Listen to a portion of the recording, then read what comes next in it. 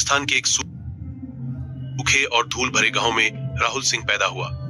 उसका घर मिट्टी और गोबर से बना था। छत से धूप छनकर अंदर गिरती थी। पिता की मौत वह बचपन में ही देख चुका था। एक निर्माण स्थल पर हादसा और उसके बाद सिर्फ चुप्पी। घर में अब सिर्फ वह और उसकी मां सविता थे। सविता दूसरों के घरों में कपड़े धोती थी। सुबह से शाम तक नदी के किनारे बैठकर साबुन और पत्थर से उसकी उंगलियों की खाल हमेशा फटी रहती थी। फिर एक साल बारिश के बाद वह बीमार पड़ गई। सांस तेज हो गई, सीने में दर्द रहने लगा।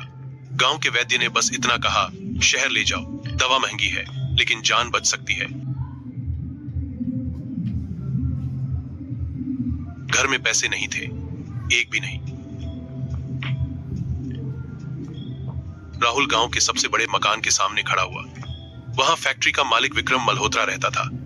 बड़ा फाटक, अंदर संगमरमर का आंगन, छत से घूमता पंखा। राहुल जमीन पर बैठ गया, हाथ जोड़ लिए। बोला कि मां मर रही है, उधार दे दीजिए, जिंदगी भर काम करूंगा। विक्रम ने उसकी तरफ देखा तक नहीं, इशारा किया। 2 आदमी आए, राहुल को घसीटकर आंगन में ले गए। लाठियां पड़ी।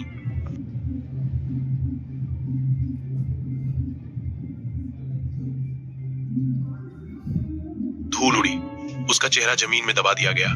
किसी ने हंसते हुए कहा, गरीबों की उम्र भी क्या बढ़ानी। फाटक बंद हुआ। राहुल सड़क पर पड़ा रहा। उसी रात दिए की कमजोर रोशनी में सविता की सांस रुक गई। राहुल ने उसे पकड़े रखा देर तक। सुबह नदी किनारे उसने अकेले उसका अंतिम संस्कार किया। धुआं आसमान में घुल गया, उसकी आंखों से आंसू नहीं निकले। अगले दिन वह गांव छोड़कर निकल पड़ा। सबसे सस्ती ट्रेन में खुले दरवाजे के पास खड़ा होकर वह मुंबई पहुंचा। शहर पहले से जाग रहा था। शोर, भीड़, बदबू और उम्मीद सब एक साथ। उसने निर्माण स्थल पर काम किया। सुबह 5 बजे लाइन में खड़ा होना, ठेकेदार की उंगली का इंतजार। चुने गए तो काम, नहीं तो भूख। नंगे पैर तपती जमीन पर सीमेंट की बोरियां उठाना, धूल फेफड़ों में भर जाना। किसी के गिरने पर काम नहीं रुकता था। फिर ढाबे में बर्तन धोए, घंटों खड़ा रहना, गंदा पानी, जलते हाथ, मालिक की डांट। फिर रेलवे स्टेशन पर कुल्ली बना, दौड़ते हुए प्लेटफॉर्म पार करना, सूटकेस उठाना, कम पैसे लेना, पुलिस आई तो भागना, रात को फुटपाथ पर सोना, बारिश में भीगना, सूखी रोटी को धीरे धीरे चबाना। साल बीतते गए, उसकी पीठ झुक गई, हथेलियां पत्थर जैसी हो गई।